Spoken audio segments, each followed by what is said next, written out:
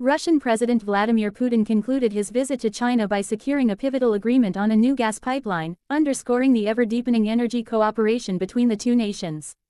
The meeting, held on the sidelines of a high-profile military event in Beijing, highlighted not just mutual ambition but also strategic interdependence in the Eurasian region.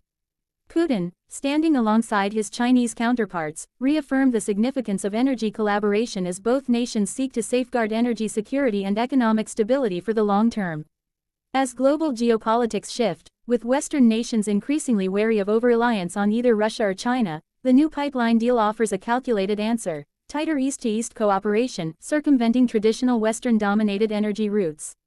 For China, the agreement promises greater control over supply, diversification of energy imports, and a reinforcement of its Belt and Road ambitions.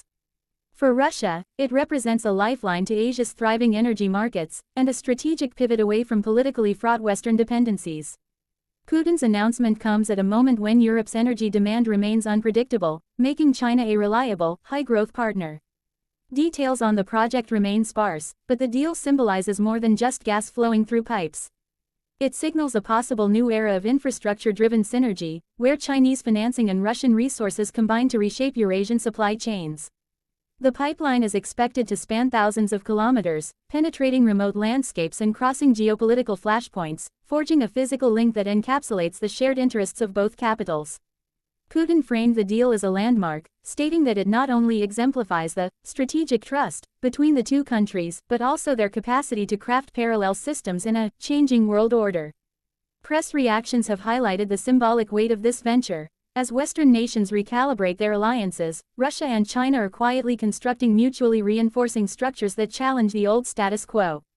Economically, analysts predict that the pipeline could inject billions into both economies, securing long-term contracts from China's growing industrial heartland while guaranteeing Russia's profits, especially crucial amid sanctions and energy price volatility. The influx of Chinese investment in Russian infrastructure may also extend beyond pipelines, into rail networks, power grids, and technological partnerships, though energy remains the backbone of this cooperation for now.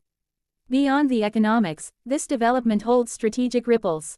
It places pressure on Europe to accelerate its transition to alternative energy sources and re-energizes discussions in international policy circles about how energy diplomacy is shifting from west to east.